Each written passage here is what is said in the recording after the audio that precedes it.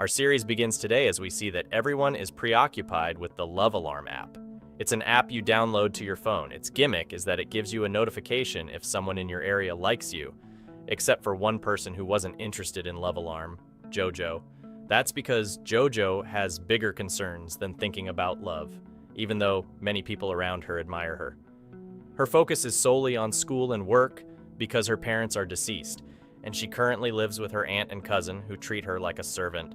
JoJo works with her aunt at their grocery store after school and then does extra work at the grill shop.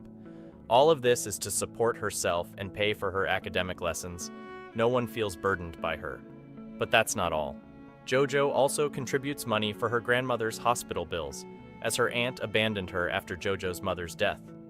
Here we understand how JoJo is a resilient and responsible girl despite her young age.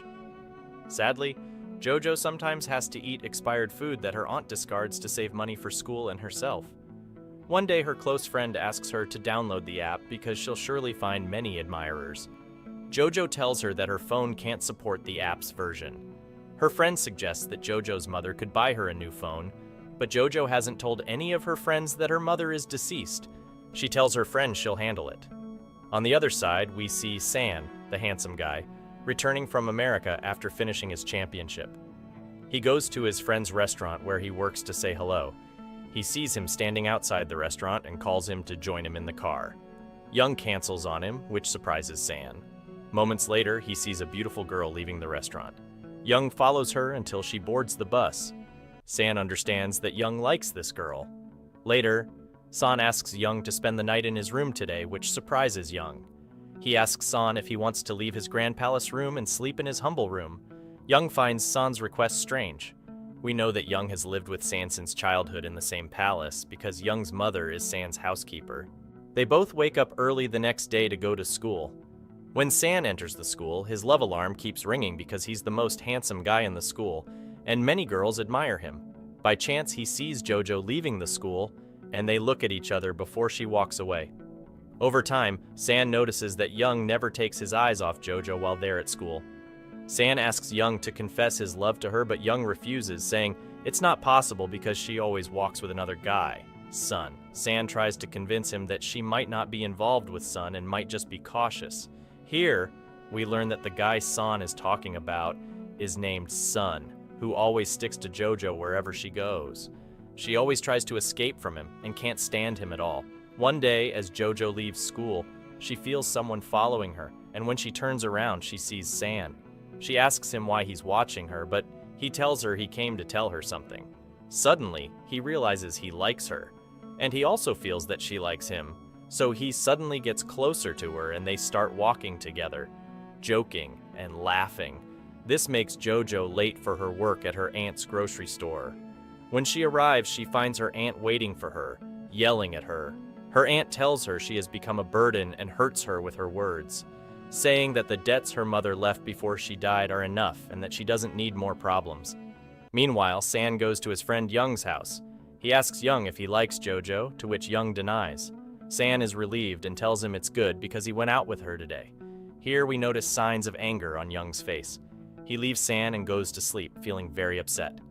At school, we see Duck, a very mysterious boy who isn't very likable. But behind him, there's a mysterious secret. He has a crush on Gumi, JoJo's arrogant cousin, and he sends her a message on the app asking to meet her.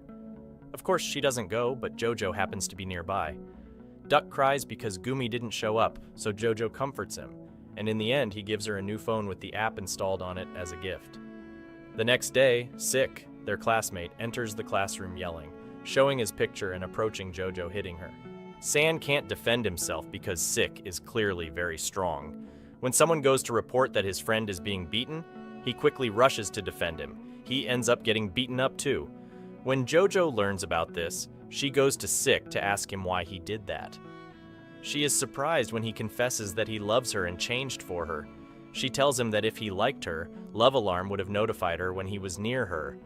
He is shocked to realize that it didn't ring indeed, and she convinces him that it's just friendship feelings, nothing more. The next day, someone sends a message to the whole school containing a picture of JoJo and San together. They get exposed to the entire school. Gumi comes and continues to hit JoJo in front of everyone, threatening to reveal to everyone what happened to her parents before they died. Later, we learn more about love.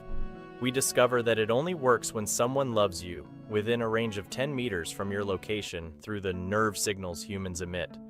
You can actually know if someone likes you or not. Then we find out that JoJo's close friend John is the one who took the picture of her and San and sent it to the school. The reason is that she is jealous of her because Stee likes her. It becomes clear that she loves Sick, but he doesn't know. Afterward, San asks JoJo to turn on Love Alarm together to see if their feelings are real or not. They actually go to a place within a 10-meter range, and there's no one else around. When they turn on Love Alarm, they are both surprised that it rings for both of them. This means that each of them likes the other and has genuine feelings. What's strange is that when JoJo walks around the school later, Love Alarm rings again. She gets excited and thinks that San is within a 10-meter range and wants to see him. But no, she looks around, but can't find him. So she follows the signals leading her to the school clinic. She opens the door and is surprised to find Young inside. He knows that she found out that he loves her. He quickly takes her hand and hides her behind the curtain of the clinic bed because he saw San coming after her. San enters the clinic to check on Young. Young tells him that he fell off his bike on his way to school and asks him to continue their conversation outside. At lunch break, San meets JoJo and asks her to join him on a school trip to Jeju Island. She refuses for a specific reason related to her family's past, but tells him she's busy with work. He tells her if she doesn't go, he won't go either. Then he gives JoJo a meal card for the school cafeteria, which will ensure she doesn't miss her meals and can eat at school like other students. He tells her to take care of herself and eat well. JoJo is very happy because now she can eat regularly at school for free. After that, she goes to sit alone at a table. We realize she's been bullied since her relationship with San. But we're surprised when San goes to sit next to her while she's eating and gives her some of his food. He tells her to eat well because she's got work to do. Of course, this doesn't sit well with the other girls at school who glare at them. Later, Gumi tells the whole school that JoJo used San to pay for her school meals. San mocks her and tells her to stay out of JoJo's way. He shocks her and tells her he would never be interested in someone like her. He also doesn't believe the rumors she spreads about JoJo because in the end, he'll choose JoJo, not her. Then the journalists come to interview San's mother, the famous retired star. They want to do an interview with her. She pretends they're a happy family and lies to the press, saying she does everything in the house herself for the sake of her son, San. But the truth is the housekeeper is the one who does everything, and she's actually Young's mother. That's why Young and San are childhood friends, raised together. Young feels sorry for San because he knows his family doesn't love him. All this is just for the press. And because Young saved San before when his mother tried to get rid of him by giving him an overdose of sedatives when he was a child. The next day, JoJo agrees to go on a trip to Jeju Island because of San. During the trip, JoJo meets Mil-young. She tells him the truth about JoJo's parents' death. He gets angry and asks her why she's telling him this. If he were in her place, he would think about himself too. How could she talk about her cousin like that anyway? But she tries to convince him to speak up against JoJo. At night, they all gather in the hotel room, playing games and laughing. Despite themselves, a fire breaks out, causing JoJo to have a panic attack. She remembers what happened to her family when she was a child and how she tried to wake them up during a fire but couldn't. She was forced to open the window and escape to save her life and went to her grandmother's. Of course, it wasn't easy at all for JoJo. She feels guilty every time she remembers she couldn't save her parents when she was a child. The next day of the trip, San takes JoJo on his motorcycle and tours her around the island. But he keeps looking at her and doesn't pay attention to the road, which causes them to have an accident. 4 years pass. With protests in the streets of Korea against the Love Alarm app, we also see JoJo, who has become a wedding planner. The condition for marriage in this era is for the bride and groom to hold their phones and open the app to see if they love each other or not. Because if they love each other, the priest proceeds with the wedding, and if they don't, the wedding is canceled. Then we move to Lingo, who is exercising before going to his university. He finds a large gathering of people voting.